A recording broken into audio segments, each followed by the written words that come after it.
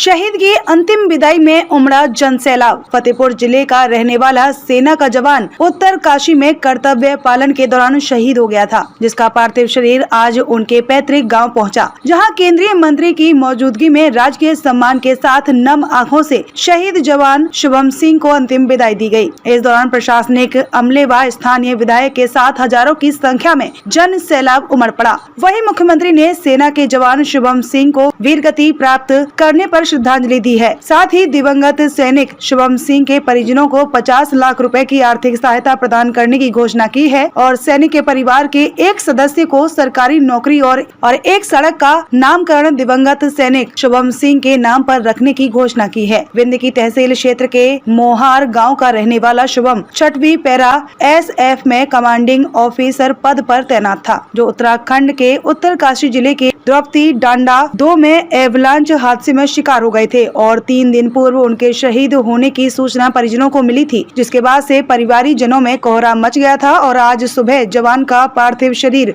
आज उनके पैतृक गांव पहुंचा, जहां केंद्रीय मंत्री की मौजूदगी में राजकीय सम्मान के साथ नम आंखों से शहीद जवान शुभम सिंह को अंतिम विदाई दी गई। इस दौरान प्रशासनिक अमले व स्थानीय विधायक के साथ हजारों की संख्या में जन सैलाब उमड़ पड़ा। वहीं मुख्यमंत्री ने सेना के जवान शुभम सिंह को वीरगति प्राप्त करने पर श्रद्धांजलि दी है। साथ ही दिवंगत सैनिक शुभम के परिजनों को 50 लाख रुपए की आर्थिक सहायता प्रदान करने की घोषणा की है और सैनिक के परिवार के एक सदस्य को सरकारी नौकरी और एक सड़क का नामकरण दिवंगत सैनिक शुभम सिंह के नाम पर रखने की घोषणा की है। उत्तर प्रदेश के फतेहपुर जिले से जमान इरफान की खास रिपोर्ट। हम लोगों को ऐसे पता चला कि फोन आया गाँव में, और जब फोन आया तो हम लोगों को पता चला कि बर्फीले तूफान के कारण हमारा एक होनहार सैनिक शहीद हो गया। क्या नाम था? शुभम सिंह। और हमारे गांव में माहौल शांति का माहौल छा गया, जो कि एक सैनिक, हमारा नौजवान सैनिक जो देश के लिए अपनी जान निछावर कर दिया। लाल मोहार का गौरव शुभम देश की सेवा करते हुए दैवीय आपदा दुर्घटना में ग्लेशियर धंसने के कारण इसमें 29 लोग हताहत हुए। उसमें से हमारे जनपद का लाल जोवज, जिनको मुखाग्नि दी गई है, मैं श्रद्धांजलि अपनी तरफ से अर्पित करती हूँ।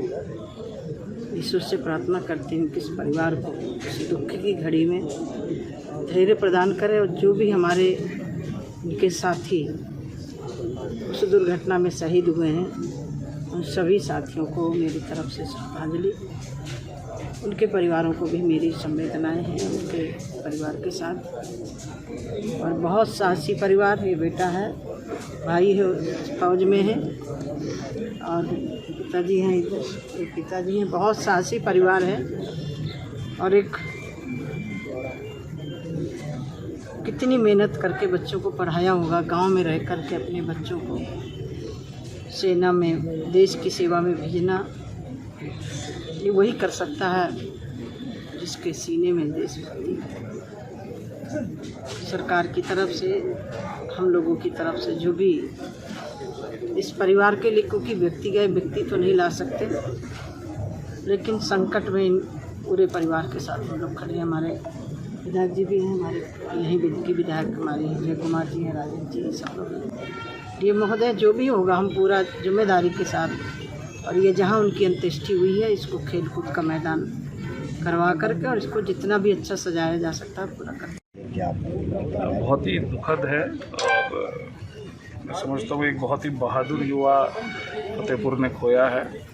फतेहपुर का बहादुरी का इतिहास रहा है और इस गांव का विशेषकर इस इतिहास में एक बहुत बड़ा योगदान है। यहाँ के बच्चे आर्मी में जाने के लिए मैं देखता हूँ सड़क पर नंगे पैर दौड़ा करते हैं, और रात को भी जब मैं निकलता हूँ 8 बजे 9 बजे भी दौड़ रहे होते हैं। तो ऐसे गांव में जहाँ बच्चे खुद ही सेना के प्रति, देश की रक्षा करने के प्रति हर तरीके से स्वयं जिनकी मानसिकता तैयार है, वहाँ पर ऐसे बच्चे का शहीद होना मुझे ऐसा लगता है कि हम सब के लिए जहाँ एक और दुख का विषय है, वहीं दूसरी ओर गर्व का विषय भी है कि हमारे बीच में ऐसे नौजवान मौजूद हैं फतेहपुर में जो देश की रक्षा के लिए शांति के समय भी अपनी जान की बाजी लगा सकते हैं।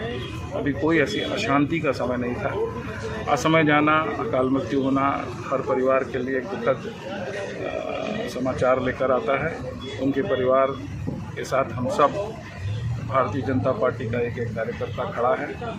कोई भी असुविधा इस परिवार को नहीं होने दी जाएगी। जो भी सरकारी मदद हो सकती है और उससे भी आगे बढ़कर जो व्यक्तिगत मदद हो सकती है वो भी हम लोग भारत माता की और इन बच्चों का मनोबल। अगर आपको हमारी वीडियो पसंद आई हो तो लाइक, कमेंट व शेयर करें और ऐसी ही खबरों से जुड़े रहने के लिए आप हमारे यूट्यूब चैनल संगठन भारत को सब्सक्राइब कर बेल आइकन को प्रेस करें। छोटी छोटी वीडियो और खबरें व्हाट्सएप और ईमेल पर भेज सकते हैं।